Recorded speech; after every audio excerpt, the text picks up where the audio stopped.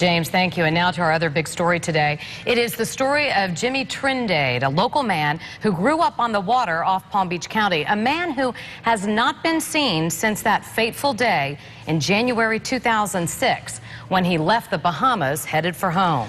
The intrigue is heightened because of Trindade's once close friendship with Roger and Peggy Gamblin, locals who fled from here and were finally corralled out west to come back here to face charges that they had ripped off their title company for millions. But Roger Gamblin never talked. He died of a heart attack before investigators could find out what he might know.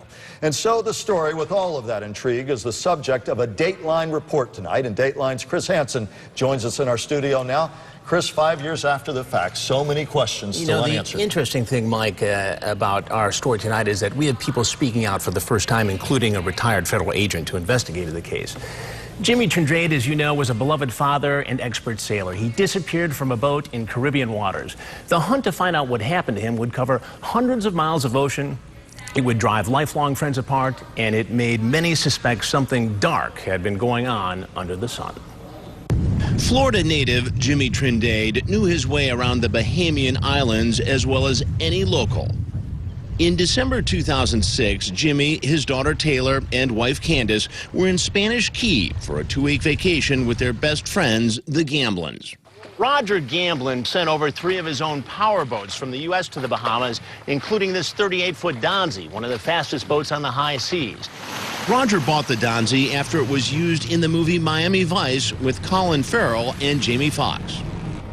This is home video of Jimmy leaving the Bahamas on the morning of January 12, 2006, saying goodbye to friends at the dock. Behind Jimmy was Roger's son Chris, followed by his friend Brian Pratt in a 3-boat caravan.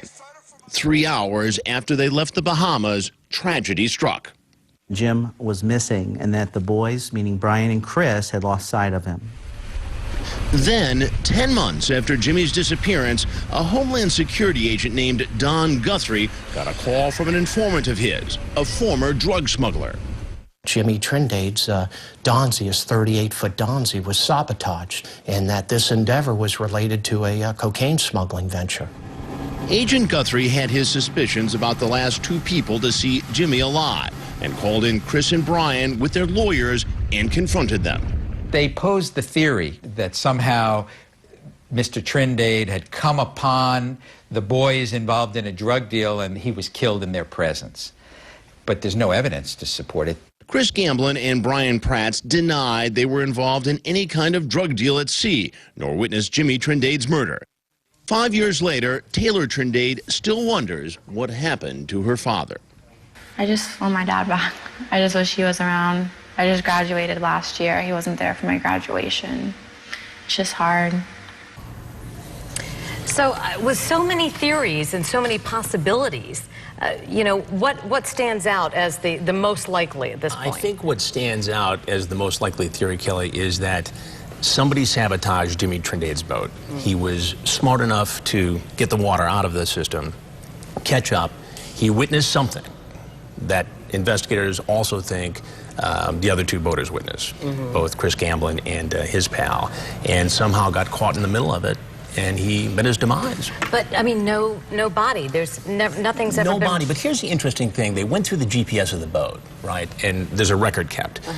Every waypoint was deleted except one, and at a critical time, it puts the boat back in the Bahamas. And that makes people suspicious, as if after something happened, somebody took the boat back there, scrubbed it, sanitized it, and then put it back towards Florida in the ocean. Despite the dogged pursuit here, is this a mystery that likely, your sense from your interviews, is one that's beneath the sea and won't surface unless some loose lips come along in years to come to bring this thing back to light? I think, Mike, you're exactly right. I think what could happen after the story airs will be people start talking. Somebody gets pinched, somebody gets in trouble, somebody has to give it up. And that's how this case is going to be solved. And Roger Gamblin's wife, Peggy, of course, everybody had hoped that Roger Gamblin might be some source of information. Right. That died when he died with a heart attack. Absolutely. And that trail went cold in terms of real valid information with her. Is that something still to be mined? Well, you know, she hasn't really talked to anybody. As you know from covering the story locally, she has reached a plea agreement and is to serve I guess, 3 years in prison, is it? And so it'll be interesting to see if she has anything to say at some point down the road. What did Roger share with her? What did Chris Gamblin share with her? And we were looking at the video of Taylor Trindade. So, I mean, how sad. Such I mean, a tragic it's case. such a mystery, and it's very intriguing, but this is a father. And we'll get into this tonight. It's bizarre, some of the communications that Chris Gamblin has had with Taylor Trindade. I mean, just real strange stuff, hard to explain. And you'll see that tonight. Chris, stand by for just a moment. Sure, we absolutely. also are lucky enough to have Palm Beach Post reporter Jan Tuckwood with us, who's followed the story from the very outset. She joins us live in our studio. That's right. In particular, I know you covered a lot of the Gamblin side of this story. Jan, what do you want to add to what Chris has said in this mystery that has been intriguing so many people for so many years? The Roger Gamblin part of the saga is what makes it just an incredible mystery. The fact that Roger would launch this all-out search for his best friend, and then he would suddenly disappear with his wife 2 years later. What are the odds of that happening? That adds such a different element to this, and I think it makes this one of the most mysterious cases that we've ever covered in Palm Beach County. And I've been here for a long time. I grew up in Lake Worth. I grew up with Jimmy Trindade's younger siblings. And for those of us who grew up in Lake Worth, who knew Jimmy and his family, this is the kind of story that never goes away. It will never be over. And will there be answers? We'll have to see, as Chris says. Well, and the connection with the Gamblins, and then knowing what happened to both of them and taking off and being gone for a couple of years, I think a lot of people were suspicious, you know, were they in cahoots in some way? Or, you know, what did the Gamblins know and what had, you know, conspired between them? Well, I think nobody leaves town with their company's money if they don't have some sinister motives. They took an incredible gambit to just take off. So everyone who knew Jimmy in Lake Worth, of course, suspects sinister motive. No one has any facts. We're all in the same darkness with that.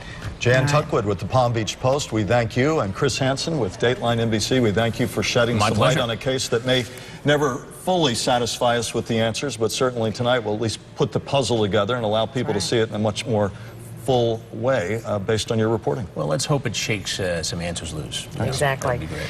Lost at Sea airs tonight on Dateline at 9 o'clock right here on News Channel 5. It's been a pleasure. Thank you. Thanks, Chris. Thank you.